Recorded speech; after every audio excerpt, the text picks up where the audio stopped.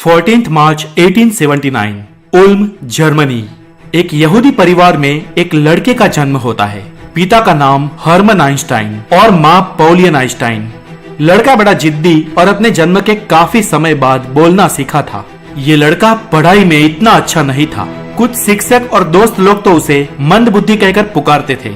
एक शिक्षक ने तो उसे एडवांस में ही बोल दिया था कि बेटा तू अपने जीवन में कुछ ना कर पाएगा। पता नहीं उस दिन से उसे उस शिक्षक के शब्दों का बुरा लगा या क्या, लेकिन इस पूरी मैटर को उस लड़के ने सीरियसली ले लिया।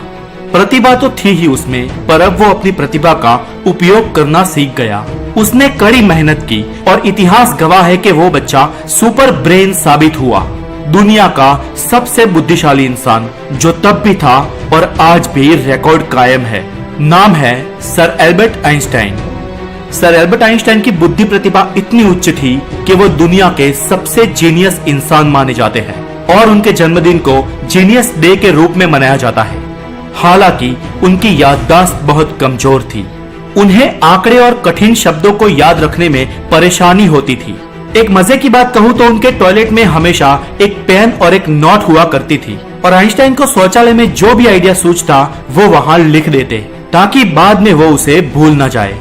वो हमेशा अपने आइडियाज की नोट बनाते थे। तो अब अगर आप में से किसी के दिमाग में ये सवाल उठा हो कि इतनी कम याददाश्त के बावजूद भी वो जीनियस कैसे हुए, तो दोस्तों यहाँ पर बता दूं कि हमारी याद शक्ति हमारी प्रतिभा नहीं होती और ना ही वो हमारी बुद्धि होती है। वो तो बस हमारी मेमोरीज होती है। हमें जीनियस हमारी याददाश्त नहीं बल्कि कुछ और चीजें बनाती है और उनमें से एक है हमारा बुद्धिआंक। सर एल्बर्ट आइंस्टाइन का बुद्धिआंक 160 से 190 के बीच था। आमतौर पर 140 को अति प्रतिभाशाली आईक्यू माना जाता है, लेकिन दोस्तों सिर्फ हाई आईक्यू होने से काम नहीं चलता। आईक्यू तो क्रिस्टोफर माइकल का भी 190 से ऊपर था और विलियम जेम्स सीडीज का तो 250 से भी ऊपर था। पर जीनियस प्रतिभा बनने के लिए आईक्यू के साथ एक और चीज भी होनी चाहिए दोस्तों, और वो है अपार क्रिएटिविटी जो सब में नहीं होती। और सर आइंस्टाइन के पास तो आईक्यू और क्रिएटिविटी दोनों ही थे। पर आइंस्टाइन हमेशा कहते थे कि इस धरती का प्रत्येक जीव अपने अपने कार्यक्षेत्र में जीनियस है, बशर्ते आप मछली को पेड़ पर रहने के लिए ना कहो और बंदर को दरिया में, क्योंकि ये दोनों ही काम उन दोनों जीवों के कार्यक्षेत्र से बाहर है। कुछ समय बाद आइंस्टाइन स्विट्जरलैंड पढ़ने के लिए जाते हैं, स्विस फेडरल पॉलिटेक्निक स्कूल, और इस जगह वो अपनी होने वाली पत्नी मेलेव या मैरिक से भी मिलते हैं। पॉलिटेक्निक स्कूल में डिग्री लेने के बाद 23 साल की उम्र में आइंस्टाइन मैरिक के साथ शादी कर लेते हैं और उसके बाद उन्होंने वहां पे पैटर्न रजिस्ट्रेशन ऑफिस में जॉब करना शुरू किया। वहां पर उनका काम अलग अलग भेजेबाज लोगों के रिसर्च पैटर्न को निरीक्षण करने का था। इस काम में आइंस्टाइन ने अपने दिमाग को इतना घिसा कि उनका दिमाग कुछ ही समय में एक जादुई चिराग के समान हो गया और सन 1905 में उस चिराग में से एक जीन प्रकट हुआ जिसने भौतिक वैज्ञानिकों की सारी ख्वाहिशें पूरी कर दी। उस जीन का नाम था the special theory of relativity. Sir Einstein की इस थियरी ने भौतिकी के सिद्धांतों की नींव तक को हिला दिया था। फिजिक्स और ब्रह्मांड को समझाने वाले सर आइजैक न्यूटन के 200 साल पुराने सिद्धांतों को एक 26 साल के लड़के ने जड़ से उखाड़कर फेंक दिया था। सर आइजैक न्यूटन की थियरी का कहना था कि लाइट की स्पीड उसके उद्भव स्थान के आधार पर कम या ज्यादा होती है और पूरे ब्रह्मांड का ढांचा एक तालाब की तरह स्थिर है और मछली तथा अन्य जीवों की तरह ब्रह्मांड के पिंड उसमें गति कर रहे हैं। जबकि सर आइंस्टाइन ने कहा कि लाइट की स्पीड हमेशा एक समान रहती है और उसके उद्भव स्थान का उसकी गति से कोई वास्ता नहीं होता और ना तो समस्त ब्रह्मांड में कुछ भी स्थिर है और ना ही स्वयं ब्रह्मांड का ढांचा स्थिर है। खुद ब्रह्मांड भी गतिशील है। न्यूटन और न्यूटनवादी वैज्ञानिक ये मानते थे कि पृथ्वी पर या पृथ्वी से अरबों किलोमीटर दूर किसी ग्रह पर भी समय की स्पीड एक जैसे ही होती है, जबकि आइंस्टाइन ने कहा कि समय पूरे ब्रह्मांड में अलग अलग रफ्तार से बहता है। ब्रह्मांड में किसी बड़े पिंड के आसपास समय की रफ्तार बहुत कम होती है और ब्लैक होल्स के सेंटर में तो समय का कोई अस्तित्व ही नहीं होता। सर आइंस्टाइन की थियरी वाकई में लाजवाब थी, पर इससे सर न्यूटन का महत्व कम नहीं हो जाता है, क्योंकि उन्होंने अपने कार्यकाल में वैज्ञानिक दृष्टिकोण के साथ अपने सिद्धांत स्थापित किए थे। अब सन 1905 में ही आइंस्टाइन यूनिवर्सिटी ऑफ ज्यूरिख से ही पीएचडी हुए और उसके ठीक 10 साल बाद उन्होंने एक और रिसर्च पेपर प्रकाशित किया। नाम था the general theory of relativity. सन 1919 पारिवारिक परेशानियों के चलते उनका और मैरी का तलाक हो गया और उसी साल उनकी दूसरी शादी एल्सा लोवेंथेल से हुई। उसके बाद सन 1921 में उन्हें दुनिया के सबसे बड़े पुरस्कार नोबेल पारितोषिक से सम्मानित किया गया। वो अब फेमस हो चुके थे, पूरी दुनिया में उनकी रिसर्च के चर्चे हो रहे थे।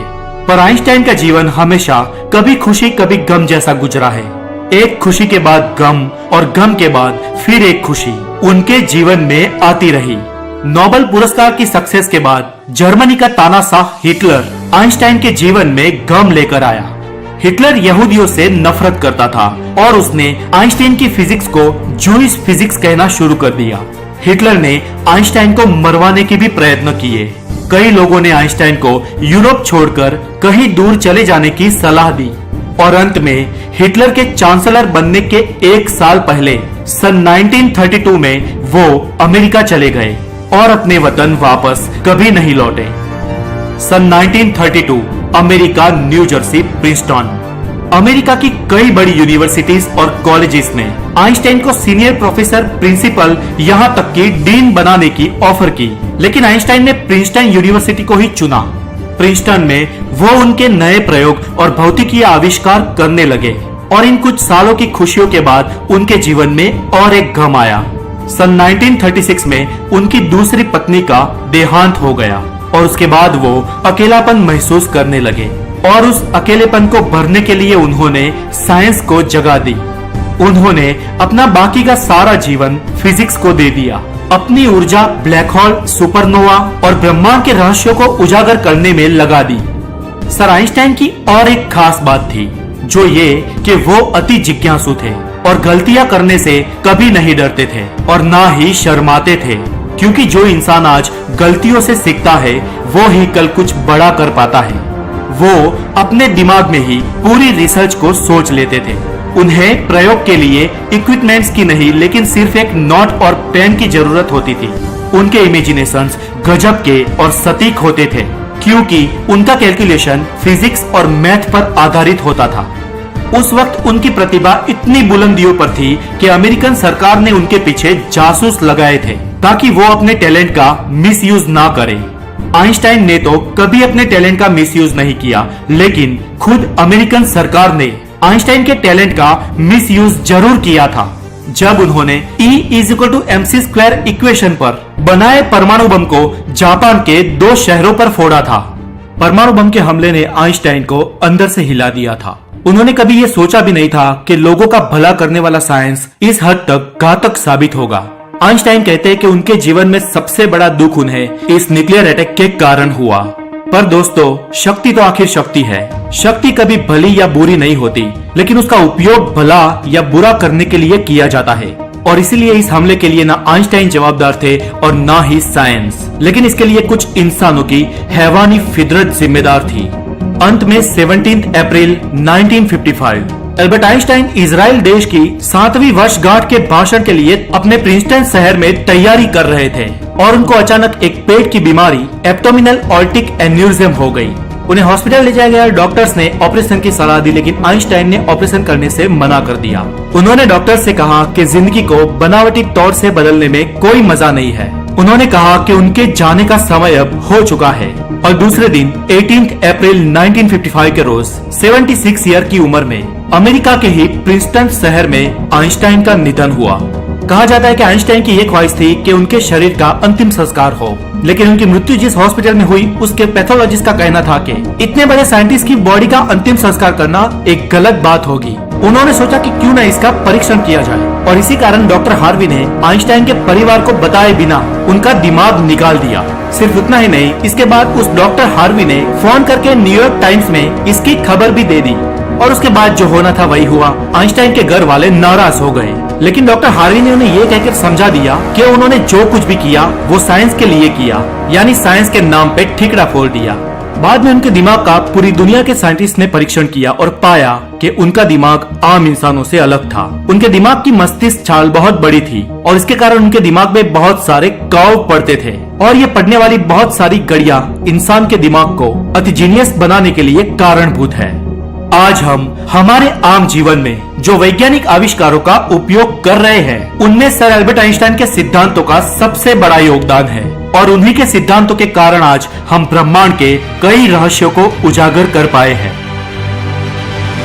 तो दोस्तों आज के लिए इतना ही। सर एल्बर्ट आइंस्टाइन की ये वीडियो आपको कैसी लगी हमें कमेंट में जरूर बताएं और इस वीडियो को हो सके इतने लाइक और हो सके वहां तक शेयर करें और अगर आप नए हैं तो द नॉलेज को जरूर सब्सक्राइब करें। फिर मिलेंगे हेल्दी नॉलेज के साथ। Have a wonderful day, take care.